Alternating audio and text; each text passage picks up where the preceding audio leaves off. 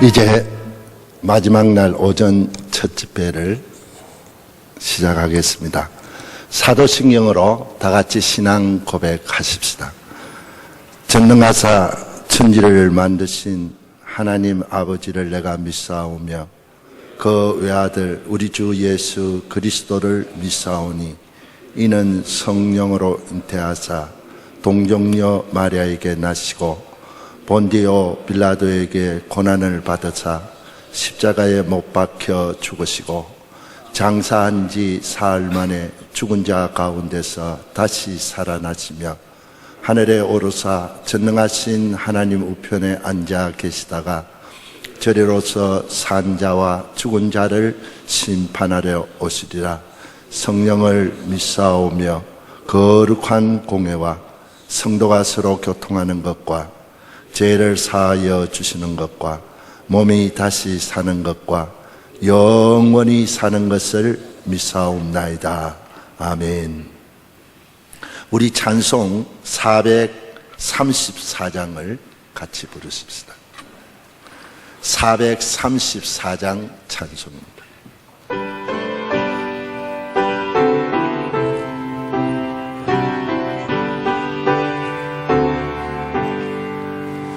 너의 갈 길 다가도록 예수 인도하시니 내 주 안에 있는 공유 어찌없이 말이요 믿음으로 사는 자는 하늘 위로 받겠네. 무슨 일을 만나든지 만사형통하리라. 무슨 일을 만나든지 만사형통하리라. 나의 길 다가도록 예수 인도하시니 어려운 일 당한 때도 족한 은혜 주시네. 나는 심히 고단하고 영혼 매우 가라나. 야외 배반 속에서 샘물 나게 하시네.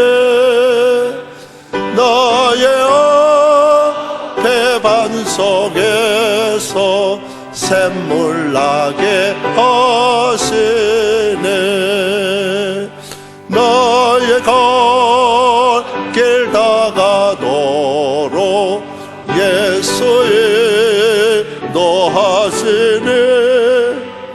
그의 사랑 어찌 큰지 말로 할 수 없도다.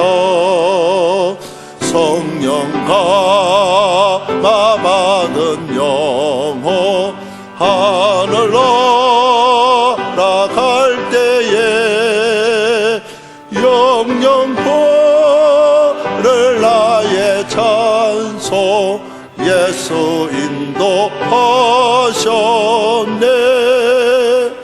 영영 부를 나의 찬송 예수 인도하셨네.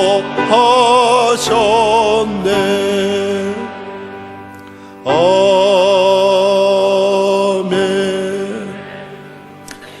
이 시간 같이 기도 드리실 때에 김춘환 목사님께서 인도해 주시겠습니다.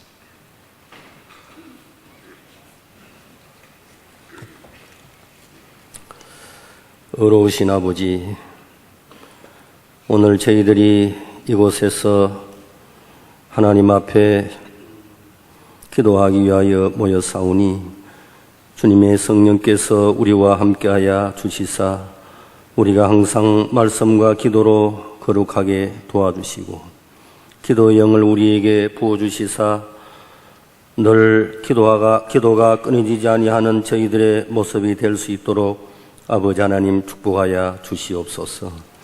우리들의 심령 속에 항상 성령의 충만한 역사가 있게 하여 주시옵시고 아버지 하나님을 영화롭게 하기 위하여 힘쓰고 애쓸 수 있는 저희들의 모든 모습이 될 수 있도록 우리 아버지 하나님 축복하여 주시옵소서.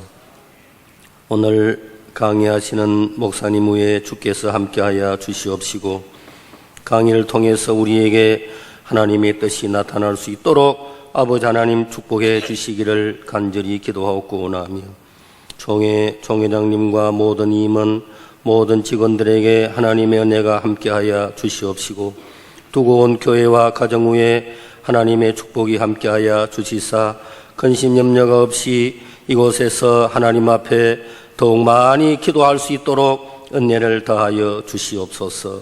예수님 이름으로 기도드리옵나이다. 아멘.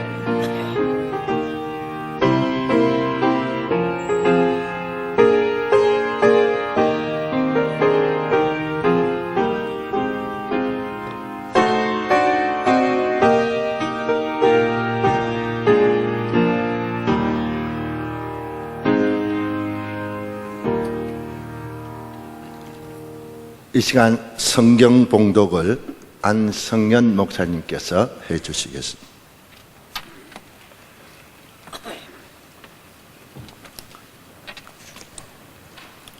하나님의 말씀 사도행전 6장 1절에서 7절까지의 말씀을 대독에 올리겠습니다. 그때에 제자가 더 많아졌는데 헬라파 유대인들이 자기의 과부들이 그 매일 구제에 빠짐으로 히브리파 사람을 원망한데 12 사도가 모든 제자를 불러 이르되 우리가 하나님의 말씀을 제쳐놓고 공궤를 일삼는 것이 마땅치 아니하니 형제들아 너희 가운데서 성령과 지혜가 충만하여 칭찬 듣는 사람 7을 택하라. 우리가 이 일을 저희에게 맡기고 우리는 기도하는 것과 말씀 전하는 것을 전무하리라 하니 온 무리가 이 말을 기뻐하여 믿음과 성령이 충만한 사람 스데반과 또 빌립과 프로고로와 니가노르와 디몬과 바메나와 유대교에 입교한 안디옥 사람 니골라를 택하여 사도들 앞에 세우니 사도들이 기도하고 그들에게 안수하니라. 하나님의 말씀이 점점 왕성하여 예루살렘에 있는 제자의 수가 더 심히 많아지고 허다한 제사장의 무리도 이 도에 복종하니라. 아멘.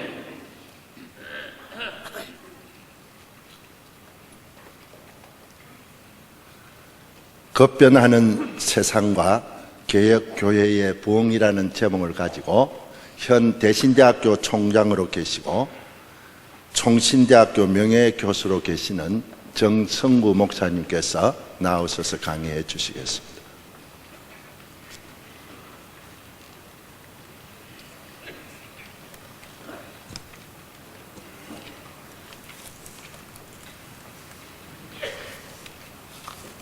할렐루야. 교단의 어른 되시는 우리 정경 총회장님, 우리 총회장님, 그리고 존경하는 선후배 목사님들, 그리고 주님의 몸된 교회를 지성으로 섬기는 모든 장로님들에게 성삼위 하나님의 은혜와 축복이 함께 하시기를 소원합니다. 지금 우리는 한치 앞을 내다볼 수 없는 혼돈과 무질서, 그리고 가치관의 혼란 속에 살고 있습니다. 오늘 기도회를 열고 있는 이 시기는 작년과는 사뭇 다른 환경입니다. 9.11 테러 사건 이후에 미국의 주도 아래 아프간 전쟁과 이라크 전쟁이 일어난 후에 후세인만 체포하면 모든 것이 끝날 것 같았던 전쟁이 최근에는 더 꼬이고 점점 더 격화되고 있습니다. 작년에는 남해안으로 상륙한 태풍 매미로 말미암아 제주와 전남, 경남, 경북, 강원 지역은 상상을 초월하는 재산 피해와 100여 명의 사망자가 생겼습니다. 그런데 아직 그 상처가 아물지 않은 상태에서 이번 기도회로 전국의 목사님들, 장로님들이 이렇게 모였습니다. 얼마 전에는 대통령 탄핵 전국이라는 상상치 못한 일이 일어나고 지난 4.15 총선에서 진보적 세력이 득세하여 한국의 정치적 앞날은 전혀 예측할 수가 없었습니다. 더구나 이번 선거의 변화와 개혁을 요구하는 진보적 사람들이 대거 전면에 나섬으로써 한국 사회에 적지 않은 변화가 예견되고 있습니다. 뿐만 아니라 이런 정치적 좌파 세력과 자유주의적 성향이 한국교회에 어떠한 변화를 몰고 올는지는 지금 이 자리에서 예단할 수가 없습니다. 또 이러한 사회적 분위기가 보수주의 신앙을 표방하는 우리 교회와 성도들에게는 커다란 도전이 아닐 수가 없습니다. 왜냐하면 그 사회적인 보역 갈등이 자칫 교회 안에서도 논쟁의 소지가 될 수 있기 때문에 그렇습니다. 최근 몇 년 동안 구조조정과 명예퇴직 그리고 청년 실업, 신용불량자의 대량 발생은 커다란 사회적인 문제일 뿐만 아니라 그것은 교회의 어려움과도 실제적으로 직결된다는 사실을 우리 모두가 다 아는 일입니다. 지난번 평안북도 용천에서 일어섰던 열차 폭파 사건으로 말미암아 수많은 사람들이 생명을 잃고 수천 명의 부상자와 이재민이 나왔을 때 우리가 여러 방면으로 구호 사업도 벌였습니다마는 이것으로 말미암아 북한의 열악한 경제, 빈약한 의료시설의 형편을 더욱 소상하게 알게 됐습니다. 지난번 참사 사건은 참으로 불행한 일인 것은 사실이지만은 앞으로 남북관계 개선의 청신호로 받아질 수가 있습니다. 또 4.15 총선의 결과로 여성의 사회적 진출이 현저히 많아지고 여성의 지위 향상과 리더십이 발휘가 앞으로 목회의 새로운 과제로 떠오를 전망입니다. 이런 새로운 환경 조성으로 우리는 한국교회와 미래에 대해서 함께 고민하며 기도할 제목들이 많아진 것이 사실입니다. 그동안 우리는 교회 부흥과 성장 그리고 일 중심의 교회를 지향하다 보니 우리 장로교회는 서서히 정체성을 잃어가고 있었습니다. 그러면서도 우리 교회는 뚜렷한 방향이나 목표를 상실해버리고 현상 유지에 급급하고 있는 것이 오늘의 현실입니다. 예배의 형식과 방법은 개혁교회 전통에서 훨씬 벗어나서 실용적이다 못해서 인간 스스로 즐기는 예배로 전락하고 말았습니다. 그래서 이러한 절박한 시기에 강단을 맡은 전국교회 목사님들과 주님의 몸된 교회를 수종드는 장로님들이 함께 모여서 오늘의 우리 교회의 역할과 사명을 바로 깨닫고 고민하면서 개혁교회의 정체성을 회복하여 21세기 우리 교회의 진로를 모색하는 자리여야 할 것입니다. 그것은 곧 우리 시대의 교회 지도자들의 자각이며 교회의 개혁일 것입니다. 아무리 시대가 어렵고 앞이 캄캄해도 성령과 말씀으로 깨어있는 지도자들이 있는 한 한국교회는 소망이 있는 줄 믿습니다. 이 시간 저는 여러분들에게 세 가지로 말씀드리려고 합니다. 첫째는 도대체 이 시대의 환경이 어떠냐? 밖으로 볼 때 이 시대의 환경이 어떠냐? 두 번째는 안으로 볼 때 오늘 우리 교회의 형편은 어떠냐?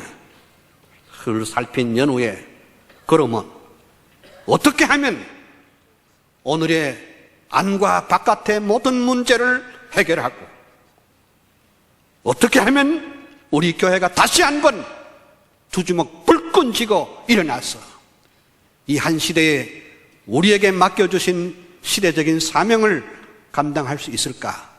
이 세 가지 큰 주제를 가지고 말씀을 드리려고 합니다. 첫째는 21세기에 급변하는 세상과 성경의 메시지를 잠시 살피겠습니다. 오늘 우리 시대의 변화는 말 그대로 빛의 속도로 변화하고 있습니다. 그러나 우리 교회의 대응은 매우 느리고 둔감해서 시대에서 저만치 뒤떨어져 있는 것이 사실입니다.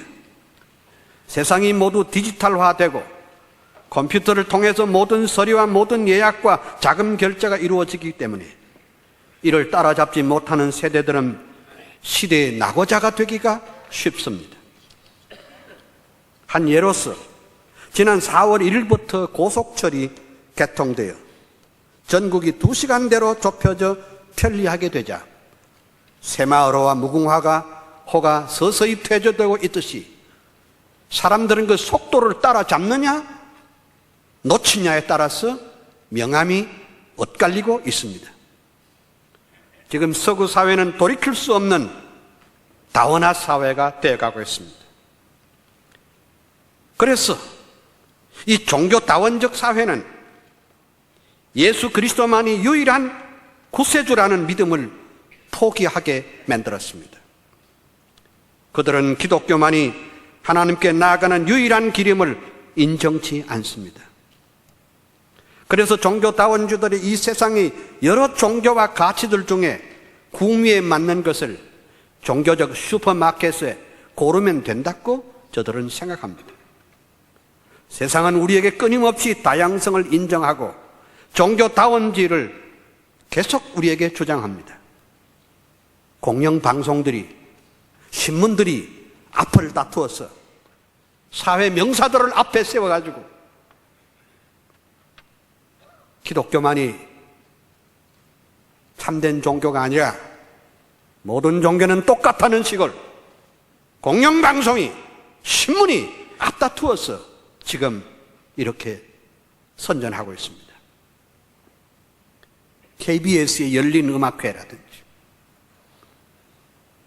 우리 문교부에서 말하는 열린 교육이라든지 열린 예배, 이 열린이라는 표현으로 변화를 촉구하고 다양성과 다원주의를 주장하고 있습니다. 세상의 변화는 단순히 속도 때문에 그런 것만 아닙니다. 세상은 철저히 세속화되고 도덕적 기준이 없어지고 부패하여 수습 방안을 찾기가 어렵습니다.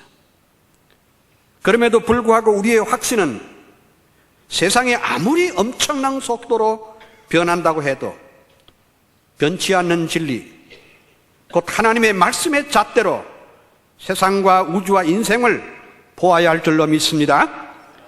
아무리 엄청난 현대 문화의 충격이 우리에게 몰아쳐도 영원한 진리가 있다는 그 자체가 우리의 소망이며 확신인 줄 믿습니다. 해 아래 새 것이 없다는 말씀처럼 성경 말씀은 그 당시 사람들에게만 주어진 것이 아니라 오늘을 살아가는 우리 모두, 특별히 오늘을 살아가는 우리들에게 주시는 진리로 받아져야 합니다. 로마서 12장 2절에 너희는 이 세대를 본받지 말라고 했는데 도대체 이 세대가 어떻길래 본받지 말라고 했겠습니까? 첫째는 성경이 이르기를 이 세대는 패역한 시대라고 말했습니다. 오늘 우리가 일해야 할 전도와 선교의 현장은 장미동산처럼 아름다운 곳이 아닙니다. 우리가 사는 세대는 척박하고 앞이 보이지 않는 세대입니다. 마태복음 17장 17절에 예수께서 대답하여 가라사대 믿음이 없고 패역한 세대여 라고 했습니다. 사도행전 2장 40절에 베드로는 수천 명의 군중들을 향하여 설교하면서 너희가 이 패역한 세대에서 구원을 받으라 라고 했습니다. 위에서 보는 대로 예수님과 베드로의 메시지는 초대교회 당시뿐만 아니라 오늘 우리 시대의 특징을 참으로 아주 절묘하게 나타낸다고 할 것입니다. 오늘날은 확실히 패역한 시대입니다. 이 뜻은 오늘의 시대는 불신앙적이고 부도덕적이고 사악하고 뒤틀려진 폐륜화적인 시대라는 말입니다. 말하자면 오늘 우리 시대는 위도 아래도 없고 어른도 스승도 없는 완전히 제멋대로의 삶을 사는 시대를 의미합니다. 물론 2차 세계대전 이후에 독립한 나라 가운데 경제적으로 우리나라만한 곳이 없고 우리만큼 민주화된 나라도 없습니다. 세계교회 그 유래를 찾아볼 수 없을 만큼 우리 교회는 부흥하고 성장한 교회였던 것이 사실입니다. 미국 다음으로 세계에서 선교사를 가장 많이 보낸 나라가 우리 한국교회입니다. 그런데 현재 우리나라에는 OECD 국가 중에 이혼율이 미국 다음으로 많은 나라입니다. 자살률이 세계에서 4번째로 많은 나라입니다. 45분마다 한 사람씩 자살하는 나라. 특별히 최근에는 사회 지도급 인사들이 스스로 목숨을 끊는 비극적인 일들이 계속해서 일어나고 있습니다. 참 아이러니컬하게도 교회 수가 가장 많이 집중한 지역에서 성적 타락이 가장 많은 나라에 우리는 살고 있습니다. 보험금을 타기 위해서 아내를 살해하고 남편을 토막내 죽이는 세상. 젊은이들이 일시적으로 향락을 위하여 사람의 목숨을 파리처럼 생각하는 상황에서 도대체 우리 교회는 어떤 대안을 내놓아야 할 것인가? 이것이 우리들의 과제입니다. 문제는 교회가 많아졌고 교인도 많아졌고 예수 잘 믿는 정치가도 많고 예수 잘 믿는 기업가도 많고 예수 잘 믿는 행정가들이 수없이 많은데 어째서 이 세상은 변화가 없는가 하는 것입니다. 세상은 패역한 시대이나 교회는 영적 잠에서 깨어나지 못하고 영적 능력과 경건의 능력을 잃어버렸기 때문에 마치 멀리 밀린 삼손처럼 아무것도 할 수 없는 형국이 오늘 우리 시대입니다. 우리가 세상을 변화시키지 못하니까 결국은 세상이 교회와 성도들을 변화시켜버리고 있습니다. 오늘 우리 시대는 또한 피리를 불어도 춤추지 않는 세대. 마태복음 11장 16절 이하에, 누가복음 7장 32절 이하에 이 세대를 무엇으로 비유할꼬? 비유컨대 아이들이 장터에 앉아 제 동물을 불러 가로되 우리가 너희를 향하여 피리를 불어도 너희가 춤추지 않고 우리가 애곡하여도 너희가 가슴을 치지 아니함과 같도다라고 했습니다. 예수님의 이와 같은 시대 진단은 바로 오늘 우리 시대를 정확하게 진단한다고 할 수 있습니다. 예수님은 그의 설교에서 세례 요한 같은 선지자의 메시지에 귀구리지 않는 사람들이 그 얼음장 같은 차디찬 가슴을 책망하고 있습니다. 피리를 불어도 춤추지 않는 세대는 오늘날 진리에 대해서는 발바닥처럼 굳어져 무심한 현대인과 아주 비슷하다는 것을 말했습니다. 흔히 우리 시대를 가르쳐서 감성의 시대라고 말합니다. 그러나 실제로 이 감성의 시대란 즐기고 향락적이고 죄 짓는 일에는 감성적이지만은 실제로 믿음을 지키는 데는 얼음장처럼 차디찬 인간들입니다. 요즘 사람들은 웬만한 자극에는 꼼짝도 하지 않습니다. 온갖 스트레스와 허무주의 그리고 냉소주의에 빠져있는 무기력한 현대인의 마음을 사기 위해서 영화도 예술도 교육도 문화도 정치도 더욱 자극적인 것으로 만들고 감성에 호소하고 있습니다. 그래서 세상의 분위기는 계속해서 더욱 자극적인 것을 개발하고 있습니다. 한편 교회도 마찬가지입니다. 예배도 설교도 더욱 자극적이고 더욱 흥미 위주로 가다가 보니까 성경에서 멀어지고 개혁적인 신앙에서 멀어지게 되는 것입니다. 그래서 피리를 불어도 춤추지 않는 이 사악한 시대의 목회는 어떻게 해야 하며 교회는 어떻게 살아남을 것인가? 그것이 우리의 과제입니다. 오늘날 사람들은 가슴 치며 회개하는 일도 없고 자기 죄를 위해 고민하거나 애통하는 것이 사라지고 있습니다. 이제는 기도원이 안 되고 있습니다. 교회 분위기를 보면 지도자들은 교인들에게 부담을 주지 않으려고 솜방망이를 가지고 두들기는 것처럼 흉내만 내고 있습니다. 인본주의와 유물주의, 배금주의가 난무한 시대에 우리는 살고 있습니다. 바울은 그의 생애 말년에 사랑하는 믿음의 아들 디모데에게 말세에 일어날 일에 대해서 경고를 했습니다. 바울은 성령의 감동으로 장차될 일을 훤히 내다보고 있었습니다. 그것은 너무나 정확했어. 오늘 우리 시대를 카메라로 정확하게 클로즈업한 것과 같습니다. 디모데후서 3장 1절 이하에 네가 이것을 알라 말세에 고통하는 때가 이르니 사람들은 자기를 사랑하며 돈을 사랑하며 자긍하며 교만하며 회방하며 부모를 거역하며 감사치 아니하며 거룩지 아니하며 무정하며 원통을 풀지 아니하며 참소하며 절제하지 못하며 싸나우며 선한 것을 좋아하지 아니하며 배반하며 팔며 조급하며 자고하며 쾌락을 사랑하기를 하나님보다 더하며 경건의 모양은 있으나 경건의 능력을 부인하는 자니 이 같은 자들에게 내가 돌아서라! 이것이 바울의 메시지입니다. 네 번째는 악하고 음란한 세대입니다. 예수님께서는 당시 시대의 상황을 분석하면서 악하고 음란한 세대라고 마태복음 16장 4절에 말했습니다. 그런데 이 말씀은 오늘 우리가 살고 있는 한국 사회에 대한 적절한 표현이라고 할 수 있습니다.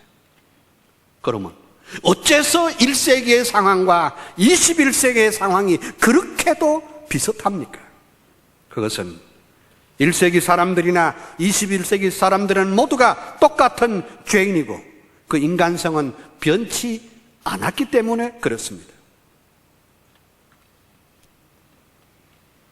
이 시대는 소돔과 고모라를 뺨치는 도덕적 타락이 극치에 이르고 있습니다. 이는 롯의 때와 같고 노아의 때와 같다는 것입니다. 지금 우리 사회에 널리 퍼져 있는 일상화된 온갖 PC통신, 인터넷은 향락하는 일, 음란한 자녀들이 넘치고 넘쳐 그것이 강을 이루고 있습니다. 컴퓨터나 인터넷이 악한 것이 결코 아닙니다. 그러나 인간은 죄로 말미암아 전적으로 타락하기 때문에 아무리 훌륭한 과학이나 문화까지도 향락과 음란한 쪽으로만 사용하기를 좋아하는 것이 그것이 인생입니다.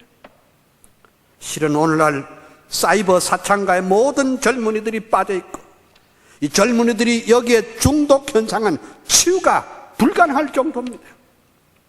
이로 말미암아 정신적 황폐와 그리고 허무주의, 대인 기피증, 이기주의, 퇴폐주의가 만연해 가고 있습니다.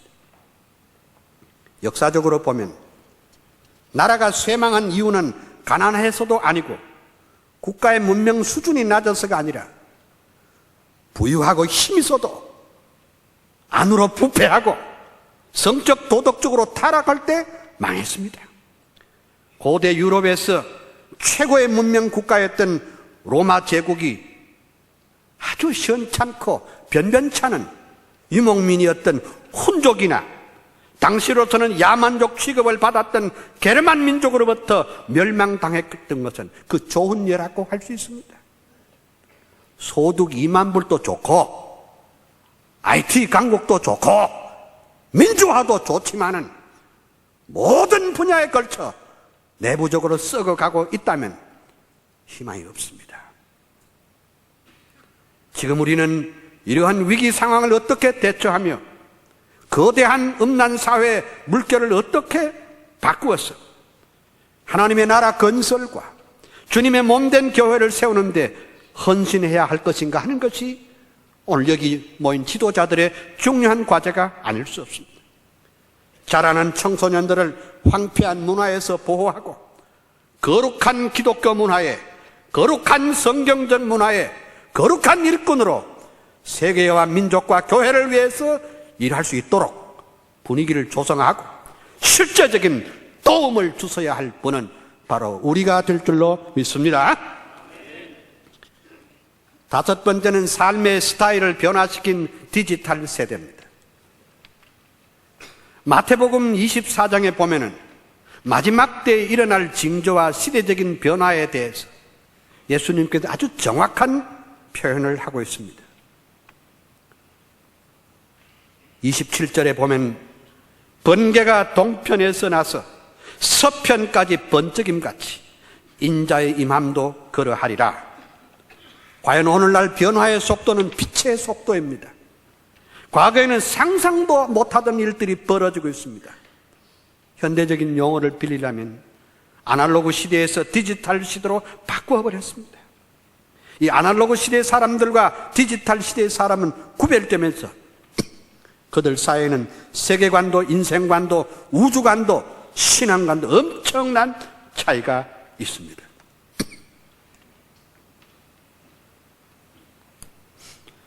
정보화 사회의 여러 가지 장점에도 불구하고 역기능으로서 코드화된 인간, 고립화된 인간, 탈인간화, 비인간화, 사생활의 침해, 의사소통, 구조의 왜곡 등 엄청난 부작용이 인간의 세계관과 또 가치관이 변해버렸습니다.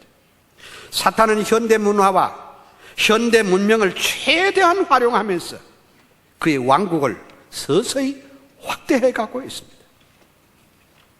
우리는 사탄 문화가 더 이상 잠식하지 못하도록 경건한 문화를 세워가는 일에 우리 모든 영향을 기울여야 할 줄로 믿습니다. 바로 이런 새로운 환경 속에서 교회는 어떤 선교적 과제를 가지고 새로운 역사 창조의 기틀을 만들 것인가 하는 것이 우리의 중요한 관심사라고 할 수 있습니다. 자, 그러면 교회는 어떠냐? 첫째로 오늘 우리 교회는 교회의 부흥과 성장이 중단이 됐습니다. 벌써 10년 동안 한국교회는 부흥과 성장이 이루어지지 않고 있습니다. 우리 목회자들이 불같은 열정으로 주 앞에 무릎 꿇어 기도하고 최선을 다하고 있지만은 몇몇 힘있고 능력 있는 교회만 부흥될 뿐입니다. 대부분의 교회가 성장되지 않고 답보 상태에 있는 그 자체가 우리 목사들에게는 커다란 짐이며 스트레스이며 컴플렉스이기도 합니다.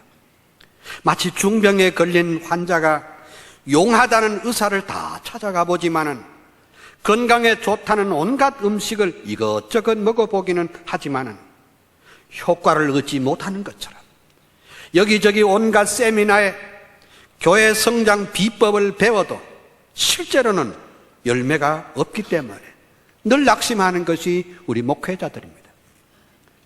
최근 교회 성장에 중단된 이유는 교회가 세상을 향한 모범이 되지 못하고 빛의 역할도 소금의 역할도 하지 못하기 때문이라는 것이 공통된 의견입니다.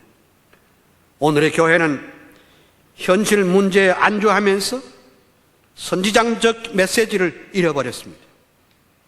우리 교회는 복음의 역동성을 잃어버렸고 전도의 의욕을 상실해버렸습니다. 상대적으로 가톨릭이나 불교는 대사회 문제에 적극 대처하면서 리더십을 발휘하고 있습니다. 한국교회는 끊임없는 분열과 분쟁, 그리고 도덕적인 비난과 세속주의와 만모니즘과 결탁함으로써 전도의 문이 이제 꽉 막혀 버렸습니다.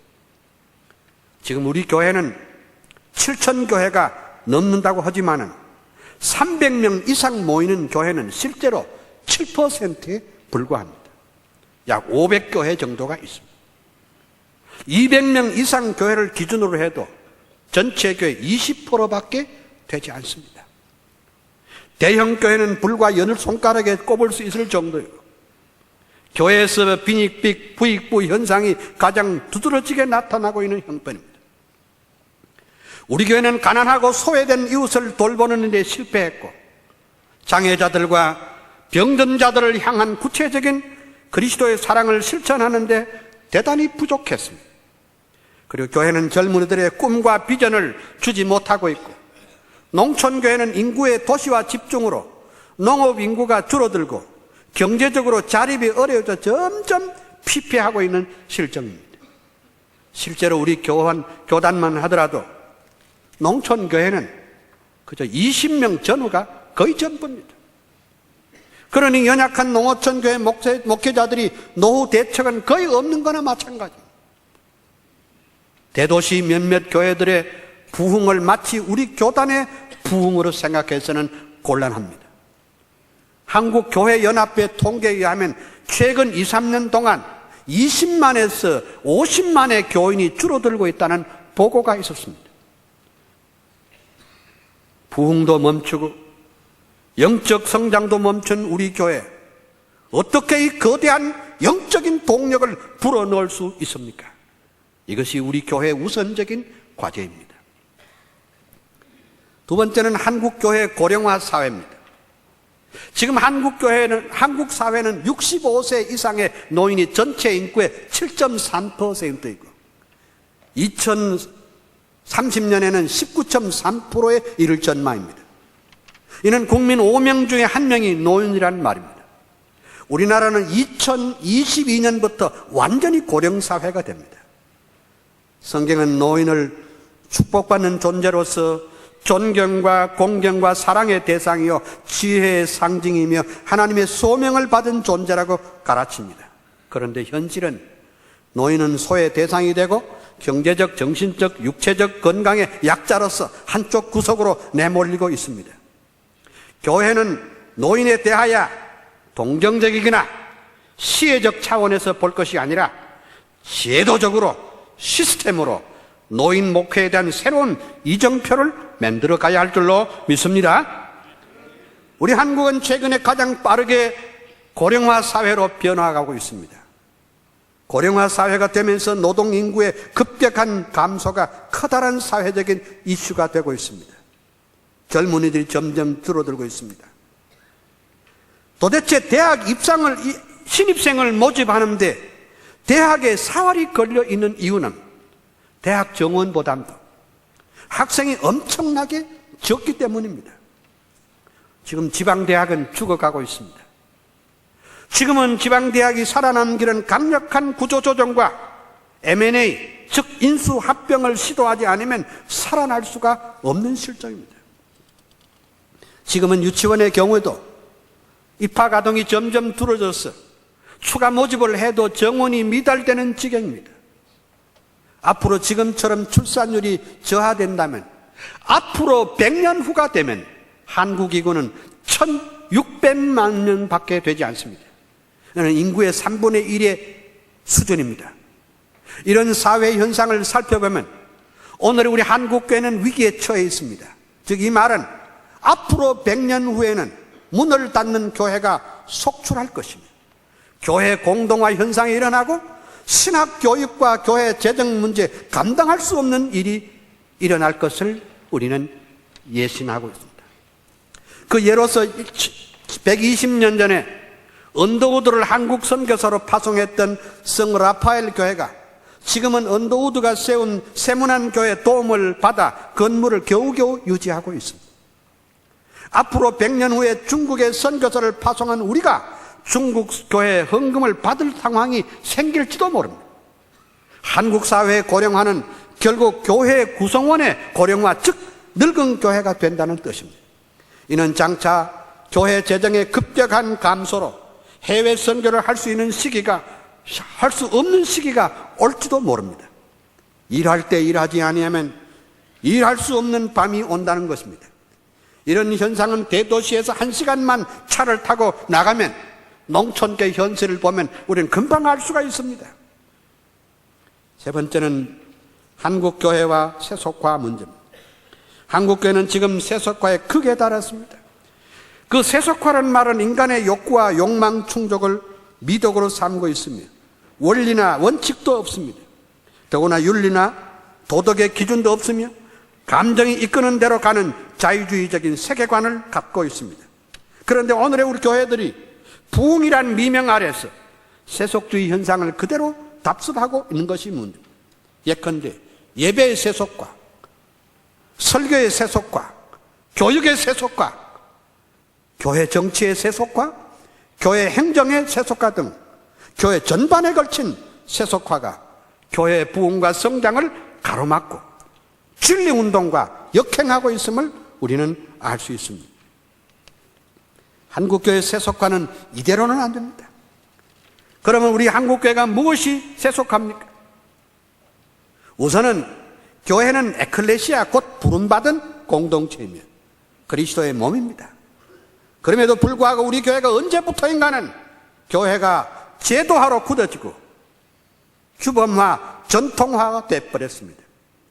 교회는 하나님의 말씀과 성령님의 다스리고 주관하는 것이 아니라 기득권 사수나 관료적인 정치, 행정의 논리만이 지배하고 있다면 곤란할 것입니다.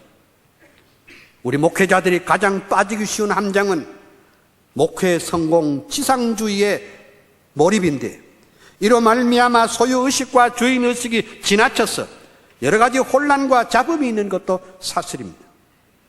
오늘 우리가 살고 있는 세상은 물질화, 정보화, 그리고 오락과 향락의 극치를 달하고 있는 세상으로서 그리스도인들을 죄악의 진흙탕으로 계속 끌어들이고 있습니다. 그럼에도 불구하고 우리는 세상에 살고 있으나 세상에 속한 자가 아니라는 공간적 참여성과 영적 분리성은 지상교회가 갖는 끊임없는 두 가지 측면입니다. 그러므로 세속주의가 교회 안에 강하게 도전한다 할지라도 우리는 세상에서 떠나는 것이라기보다도 세상의 한가운데 서서 하나님의 나라를 힘차게 선포하고 복음을 증거해서 섬김과 나눔과 사랑의 삶을 살도록 하면서 능히 이기고 승리해야 할 줄로 믿습니다. 이제 마지막으로 21세기의 상황과 교회의 성경적인 부흥 모델이 무엇인가를 생각해 보겠습니다. 존경하는 목사님들, 그리고 장로님들, 우리 교회는 이대로 주저앉아 버릴 것인가? 아니면 우리는 장로교회 장자교단으로서 개혁교회 메카로서 다시 한번 자리를 들고 일어나 새롭게 변화된 21세기 환경에 맞서 부흥의 불씨를 붙여나가야 할 줄로 믿습니다. 21세기적인 어둡고 세속적이고 성적 도덕적 타락으로 이렇게 엉망진창이 된 세상에서도 하나님은 우리에게 교회를 맡겼습니다. 그래서 하나님의 나라 건설과 교회의 부흥과 성장을 명령했습니다. 주께서 마지막 말씀하시기를 내가 너희에게 분부한 모든 것을 가르쳐 지키게 하라. 볼지어다 내가 세상 끝날까지 너희와 항상 함께 있으리라고 했습니다.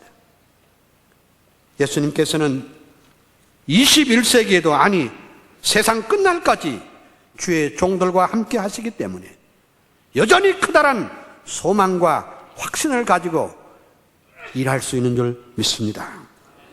앞서 제기한 대로 성경의 진리가 참되기 때문에 21세기나 1세기나 세상의 변화와 타락에 대한 그 대응 원리와 대답은 꼭 같습니다. 우리는 이 시대의 변화에 그렇게 움츠러들고 놀랄 필요도 없고 당황할 필요도 없이 복음의 진리를 굳게 잡음으로써 어려운 시대에 바른 대응을 해야 할 것입니다. 오늘의 세상과 시대의 변화의 와중에도 우리 교단이, 우리 교회가 걸어야 할 대응은 역시 성경에서 찾을 수밖에 없습니다.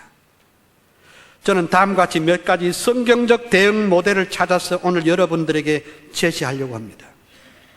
부흥이 중단되고 지금 지쳐있는 대한예수교 장로회, 우리 총회, 합동적 우리 교회 다시 한번 영적인 활력을 되찾고 부흥의 기틀을 닦아 새롭게 부흥하고 성장하는 동력을 성경의 원리에서 찾을 수 있게 되기를 소원합니다. 첫째는 하박국 3장 내 부흥 모델입니다. 여러분 아시는 대로 하박국은 일찍 그 시대의 아픔을 절감하고 하나님께 불평과 원망의 기도를 했던 사람입니다. 하나님 이럴 수가 있습니까? 어째서 불의한 자는 승승장구하고 진실하게 살려는 사람은 이렇게 힘듭니까? 눈을 가진 하나님이 왜 오늘의 현실을 못 봅니까?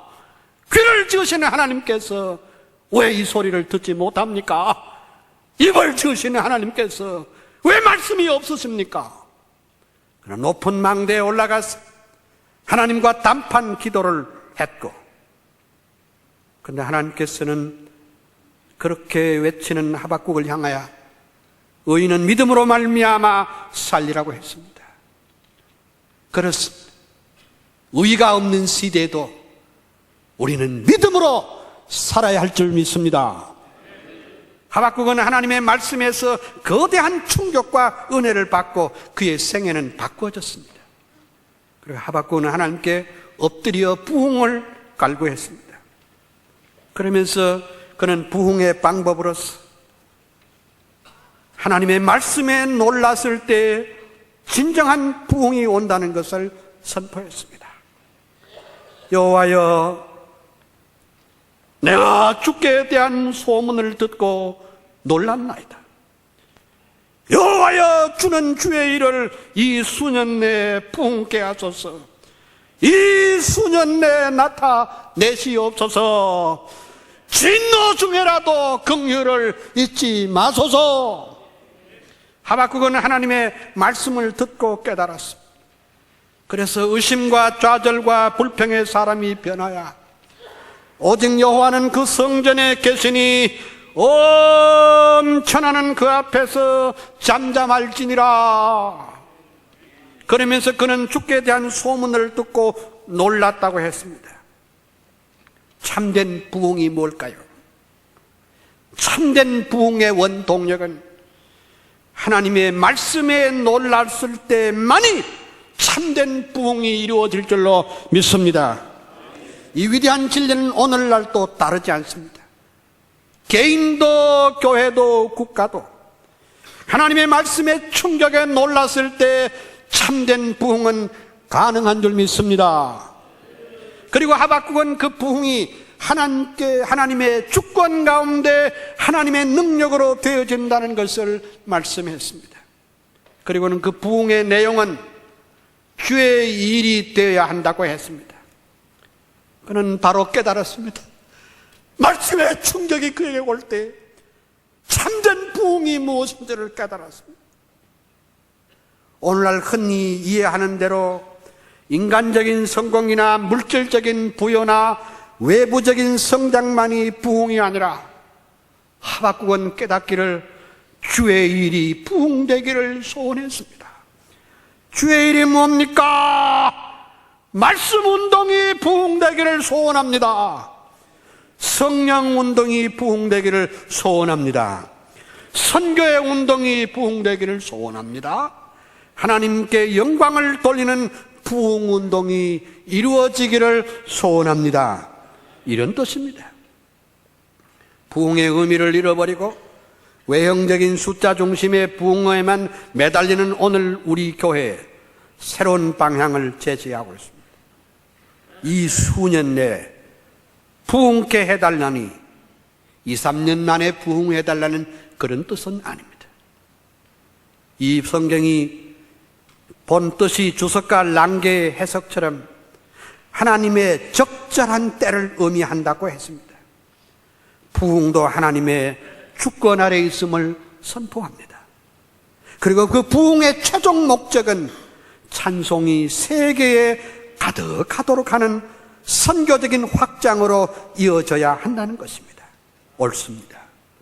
하나님의 영광과 찬송이 세계에 가득하도록 하는 것이 이것이 참된 부흥이며 하나님의 영광과 찬송이 온 세계에 미치도록 해야 진정한 선교이며 부흥인 줄 믿습니다. 일찍이 요한 칼빈은 이사야 주석에서 교회의 부흥과 성장을 염원하면서 다음과 같이 말했습니다. 교회가 짙은 어둠과 무덤 속으로 내몰린다고 할지라도 우리는 항상 교회의 부흥에 대한 밝은 소망을 품어야 한다라고 말했습니다. 칼빈은 또 말하기를 목사라는 대행자를 통하여 교회의 부흥을 장려하시는 분은 오직 하나님이시다라고 말했습니다. 오늘처럼 어둡고 힘든 시대일수록 부흥의 고삐를 늦추지 말고 힘있게 달려갈 줄 아는 우리 모두가 되기를 소원합니다. 두 번째는 사도행전 6장 모델입니다. 사도행전 6장 모델에서 참된 교회의 부흥과 교회의 정체성을 지켜나감에 있어서 필수적인 것이 뭐냐? 기도하는 것과 말씀 전하는 것을 전무하다 하는 교회라고 말했습니다. 예루살렘 교회도 언제나 은혜롭고 충만한 교회는 아니었습니다. 오순절 성령 강림을 체험하고 태어난 예루살렘 교회는 처음에는 아주 은혜롭고 말씀 충만, 은혜 충만한 교회였습니다. 그러나 얼마 가지 못해서 초대교회 갈등 구조는 이질적인 구성과 한치의 양보도 없는 대결 구도로 분열 직전까지 갔습니다. 그때 사도들이 모여서 총회를 열고 가결했습니다. 우리가 하나님의 말씀을 제쳐놓고 공회를 일삼는 것이 마땅치 아니하니? 라고 함으로써 교회가 살아남는 유일한 방법은 어떤 경우에도 하나님의 말씀을 바로 선포하는 것이 최우선임을 선포한 줄 믿습니다. 뿐만 아니라 사도행전을 기록한 누가는 당시 상황을 아주 적절하게 개요하기를 하나님의 말씀이 점점 왕성하여 예루살렘에 있는 제자의 수가 더 심히 많아지고 라고 했습니다. 하나님의 말씀이 널리 그리고 옳게 증거될 때 교회가 내적으로 외적으로 부흥된다는 이 메시지는 21세기에도 여전히 살아있는 말씀이고 여전히 참된 부흥의 원리인 줄로 믿습니다. 우리가 여기서 개혁교회의 예배 회복이 요구됩니다. 편의주의와 실용주의적인 열린 예배는 미국의 국적 없는 자유교회의 예배 형식일 뿐 세계 개혁교회 어디에도 이런 예가 없습니다. 교회 부흥이 아무리 좋아도 즐기는 예배가 아니라 말씀 중심의 영광의 예배, 개혁주의 예배 확립이 있어야 할 것입니다. 세상이 아무리 어둡고 혼탁하여도 세속주의 운동이 지배해도 교회가 교회다워야 부흥을 유지할 수가 있습니다. 그것은 어떤 경우에라도 기도하는 것과 말씀 증거를 하는 것을 전무하는 지도자가 진정한 목회자일 것이며 기도와 말씀 증거를 전력 투구하는 교회만이 이 마지막 시대에 살아남을 수 있는 교회일 줄로 믿습니다. 세 번째 마지막입니다. 시편 67편 모델입니다. 21세기가 교회가 진정으로 부흥하는 교회가 되려면 교회 자체를 아주 완전히 선교하는 교회 구조로 바꿔버려야 합니다. 진정한 선교의 의미와 방법을 제시한 것이 시편 67편에 나와 있습니다. 시편 67편은 구약의 대표적인 선교 시편입니다. 선교는 신약에서 처음 시작된 것이 아니고 벌써 구약 성경 전체의 흐름 속에 나타나 있습니다. 그런데 시편 67편은 구약의 선교 사상을 핵심적으로 잘 요약하고 있습니다. 이 성경 구절은 매 구절마다 위대한 선교 사역의 의미와 방법을 너무나 명쾌하게 아름답게 지적하고 있습니다. 선교는 하나님의 긍휼에 기초한 것이며 주의 도를 땅 위에 주의 구원을 만방 중에 알리는 것이 선교라고 정의했습니다. 우리가 생각하기를 선교는 교회의 사역이라고 하는 분들이 있습니다. 그러나 실은 선교는 하나님의 사역입니다. 선교의 명령자이고 선교의 동력을 부여하신 분은 하나님이십니다. 즉 하나님이 인간을 향하신 긍휼과 사랑의 구원의 계획이 없었으면 선교라는 말도 없었고 선교할 수도 없습니다. 선교의 참된 의미를 시편 67편에는 너무나도 명쾌하게 제시하고 있습니다. 하나님이여 민족들로 주를 찬송케 하시며 모든 민족으로 주를 찬송케 하소서라고 했습니다. 결국 교회의 존재의 의미 곧 선교의 의미는 이 지구상에 있는 모든 민족들이 여호와의 영광을 찬양하도록 해야 하기 때문에 선교하는 줄 믿습니다. 하나님은 유대인만을 통해서 영광과 존귀와 찬양을 받으시는 것이 아니라 땅 위에 있는 모든 족속, 모든 민족을 통하여 영광을 받으셔야 하기 때문에 선교하는 것입니다. 하나님은 대한민국 성도들을 통해서만 영광 받기를 원하시는 것이 아닙니다. 하나님은 북한의 성도들을 통해서도 영광 받으시기를 원하십니다. 그래서 북한 선교하자는 것입니다. 하나님은 아프리카 사람들을 통해서도 하나님은 에스키모 사람들을 통해서도 영광을 받으시기를 원합니다. 그래서 선교해야 하며, 선교가 하나님의 명령이므로 교회 구조 자체를 선교하는 구제로 바꾸어야 21세기에 이렇게 힘든 목회에도 살아남는 교회가 될 줄로 믿습니다. 또 여기 말하기를 하나님이 우리에게 복을 주시리니 땅의 모든 끝이 하나님을 경외하리로다 했습니다. 교회는 땅끝까지 이르러 복음을 증거해야 하는데, 선교하는 자는 복을 받고 복 받는 자는 반드시 땅의 끝을 향하여 선교적인 사명을 감당해야 한다는 것입니다. 오늘날 국지적이고 자신들의 깃발만을 세우려는 우리들에게는 경종의 메시지가 아닐 수 없습니다. 21세기의 교회는 교회 구조 자체를 선교하는 교회 구조로 완전히 전환해야 합니다. 선교는 단지 교회의 사업이 아니고 잉여 물질을 해외에 진출하는 것이 아니고, 선교는 바로 성삼위 하나님의 뜻이며 성경의 구조라는 사실을 잊지 마시기를 소원합니다. 21세기에도 살아남을 수 있는 교회는 선교 지향적인 교회입니다. 본질적으로 교회 공동체는 선교 지향적이어야 한다는 뜻입니다. 남아공화국의 선교학자 데이비드 보쉬가 주장한 대로 선교는 교회 중심 핵이고 교회를 교회되게 하는 선교의 본질이기 때문에 그러하다고 했습니다. 결론 드리겠습니다.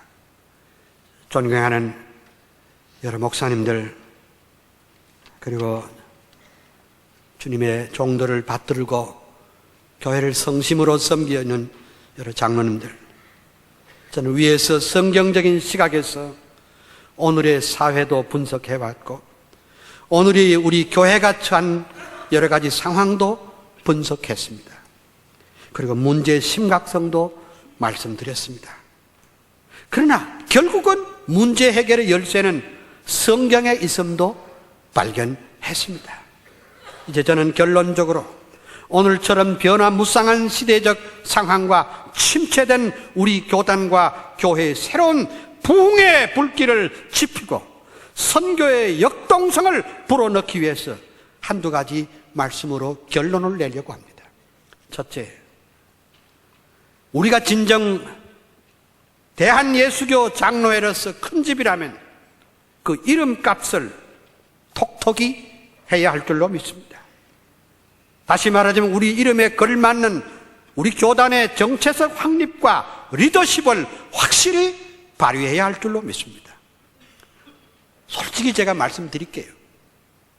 지금 우리는 비유로 말하면 자동차가 왼쪽 깜빡이를 켜고 핸들은 오른쪽으로 꺾어가는 그런 형국입니다. 우리의 구호와 우리 교회 모든 방향과는 전혀 서로 맞지 않게 따로따로 움직입니다. 우리는 장로교의 맏형으로서 그 역할을 충실히 했는가를 뒤돌아봐야 합니다. 정말 우리 교회는 신학적으로 역사적 칼빈주의 신학에 바로 서 있는가? 정말로 신앙적으로 개혁신앙을 바로 갖고 있는가? 아니면 구호뿐인가?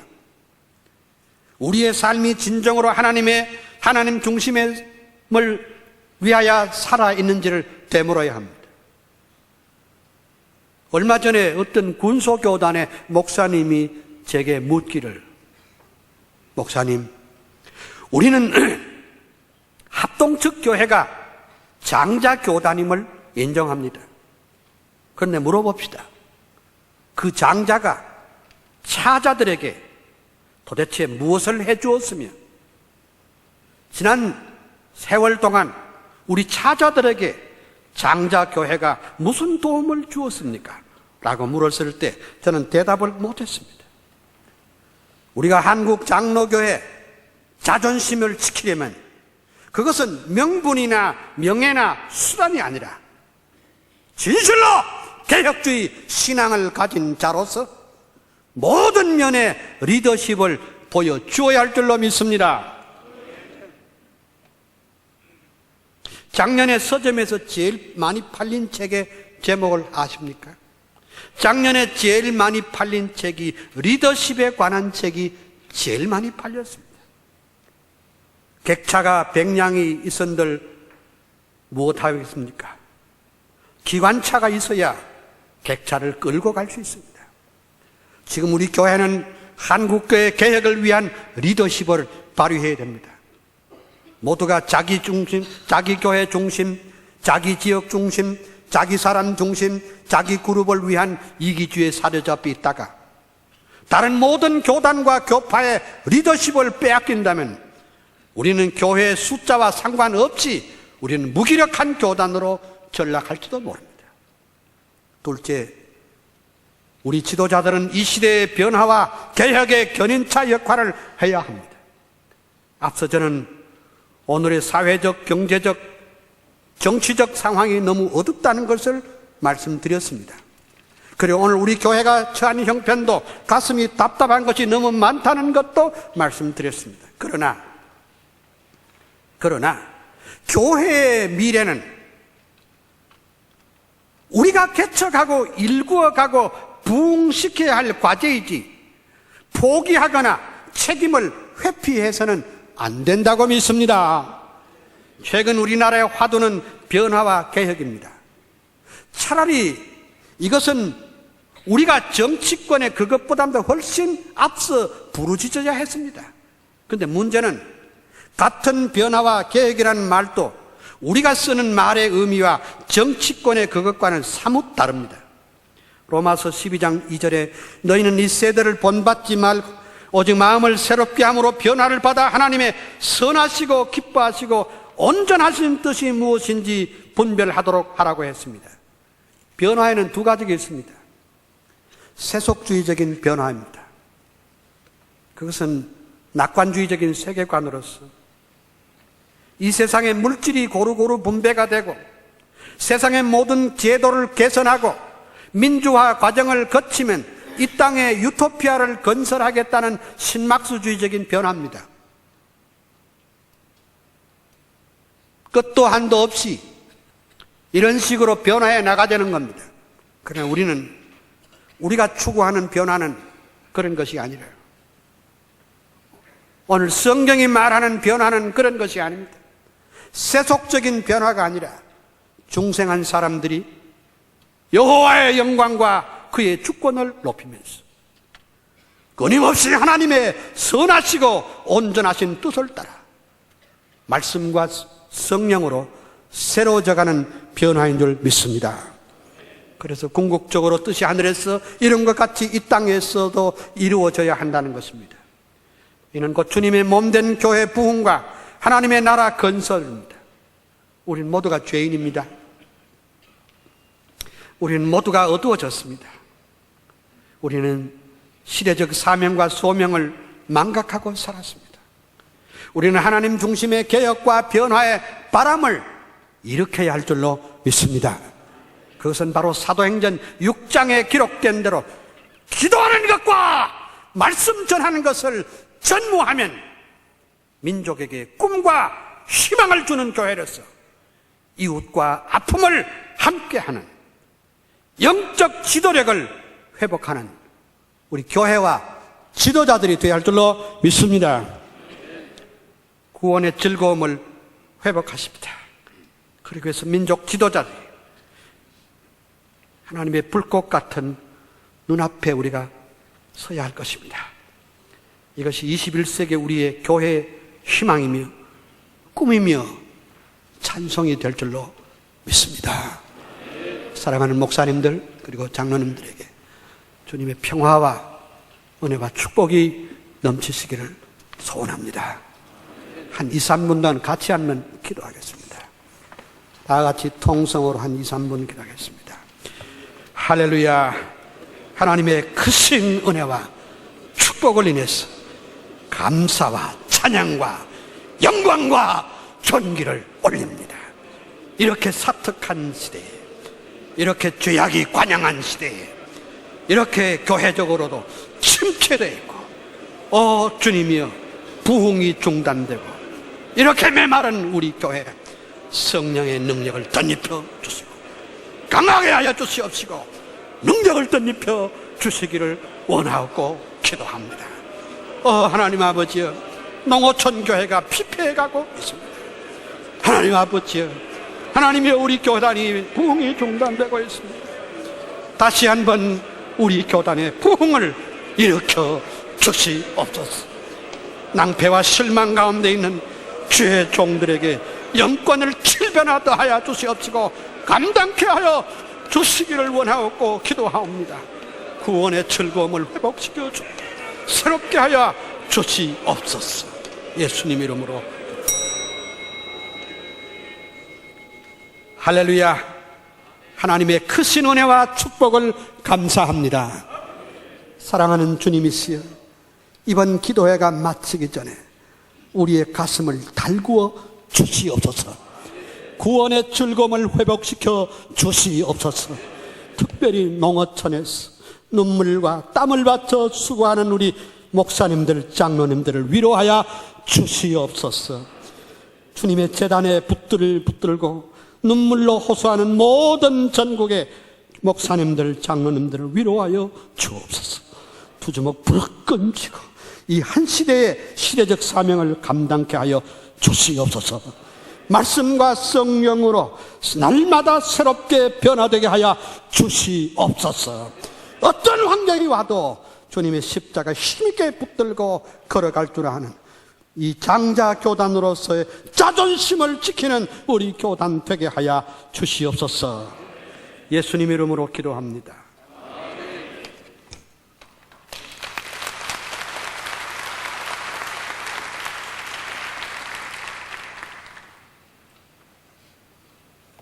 우리에게 주신 과제를 안고 하나님 의지할 때 우리를 붙들어 주실 줄 믿습니다. 246장 찬송 같이 부르십시다. 246장 찬송. 내 주의 나라와 주 계신 성전과 피 흘려 사신 교회를 늘 사랑합니다. 내 주의 교회는 천성과 같아서 눈동자같이 아껴서 늘 보호하시네. 이 교회 위하여 눈물 가게도록 내 생명 다하기까지 늘 복사합니다. 성도의 교제와 교회의 생활과 구주와 맺은 언약을 늘 좋아합니다.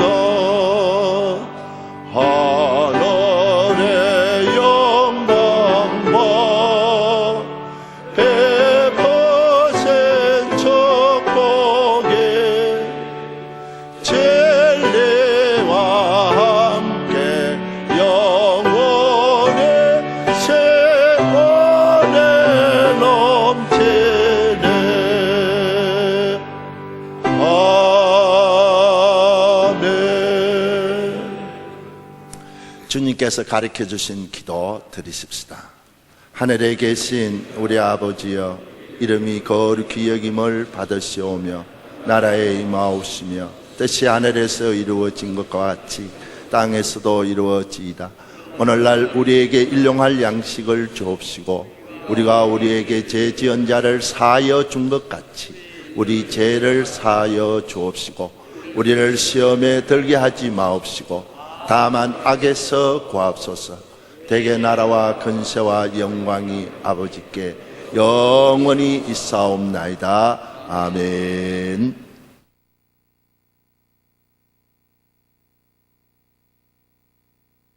둘째 시간은 11시에 시작하겠습니다. 조금 늦춰서 11시에 시작하겠습니다.